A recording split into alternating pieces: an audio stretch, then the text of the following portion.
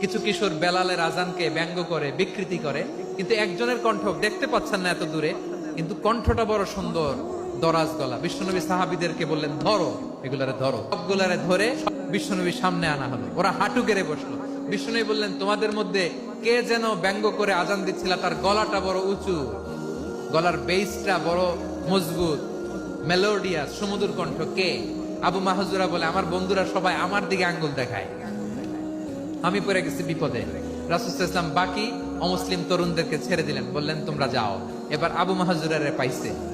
আবু মাহজুরার চুলের মধ্যে হাত দিলেন বিশ্বনবী, মাথায় হাত দিয়ে বললেন, এবার আজান দাও দেখি। আবু মাহজুরা বলে, আমি তো আজান দিতে জানি না, কারণ আমি তো বেলালেরটা শুই না, আমার তো মুখস্থ নাই, আমি তো আজান দিতে জানি না। বিশ্বনবী বললেন, জানো না? তাহলে আসো, আমি বিশ্বনবী আজান শেখাচ্ছেন। একটা একটা বাক্য পড়ে আবু মাহজুরাও পড়ে, বিশ্বনবী পড়ে, আবু মাহজুরাও পড়ে। পুরো বাক্যগুলো যখন শেষ, আজান শেষ, আবু মাহজুরাও যখন পুরো আজান পড়লেন, আবু মাহজুরা বললেন, এতদিন মুহাম্মদের চেহারা দেখলে আমার ঘৃণা লাগতো, আজ থেকে মুহাম্মদের চেহারার চেয়ে প্রিয় চেহারা আমার কাছে নাই।